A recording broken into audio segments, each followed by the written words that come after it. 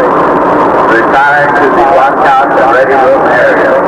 9, 8, ignition. Waterful bulb. Main stage. 4, 3, 2, 1, 0.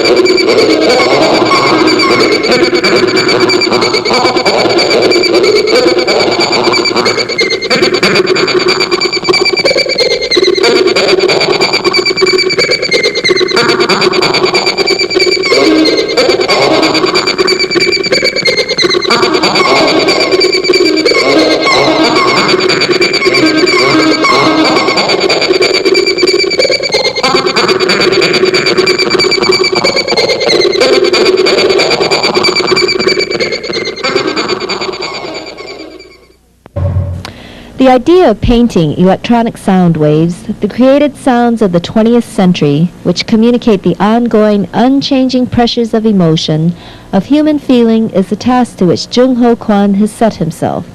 With expressionism vis-a-vis science and the languages of both abstract and symbolic art at his disposal, Kwan, choosing to incorporate the sound machine, uses the actual shape of speakers in some of his red, yellow, and blue compositions. His large parrot and tripartite paintings balance technology and emotion. The brushstroke, the painter's weapon of emotion, is played against abstract electrical sound patterns, as Kwan gives us the effects of electronic communication in paintings with many intellectual and emotional levels. In his first one-man exhibition since he came to New York in 1983, Jung-Ho Kwan unveils a new direction in his art, evolving from a desire or need to communicate with his audience. Communication, in fact, has become his subject. His is not so much a search for a definition, but rather a precocious step beyond what communication means. What does it look like? How does it feel? For these new explorations, he has retreated from his former cool, cerebral, minimal style into an aggressive, expressionist mode which ultimately becomes narrative. For Kwan, as for many other contemporary artists, the return to subject matter in the form of objects indicates a more magnanimous approach to painting. His return to the object grew out of his need to find a symbol to convey a particular sentiment. He used a crucifix, for example, to represent the religious situation in his country. Coincidentally, as he dealt with the phenomenon of communication as both intent and content of his painting, he happened upon high-fidelity speakers. The speakers were fixed onto a board, and emanating from them were coarse, deliberate brushstrokes of reverberating, cacophonous color. In the sound paintings, the speaker is the symbol of communication, the brushstrokes, the sounds they transmit. This direct presentation of elements renders the idea at once recognizable. But beyond the obvious message, the artist addresses his own philosophical conundrum. For example, with reference to Taoism, the speaker signifies what is rational in human thinking, or the yin, while the brushstroke is the yang, or the expression of an emotion or feeling. Kwan carries the symbol into his skeleton paintings, where the death skull becomes the horrific emblem of a society obsessed with annihilation. The skeletons adopt a more ghoulish aspect as they appear to be lighted in a clinical, unapologetic manner. This image was impressed upon the mind of Kwan as a child, when he witnessed these disembodied vestiges of human heads in his physician father's laboratory.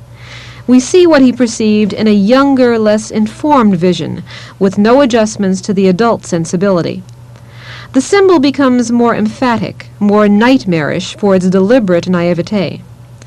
Kwan's large, gestural, energetic paintings seem to cry out to us. We, the participants, become the sounding board in the dialogue between the intellectual and the spiritual. And so, we listen carefully.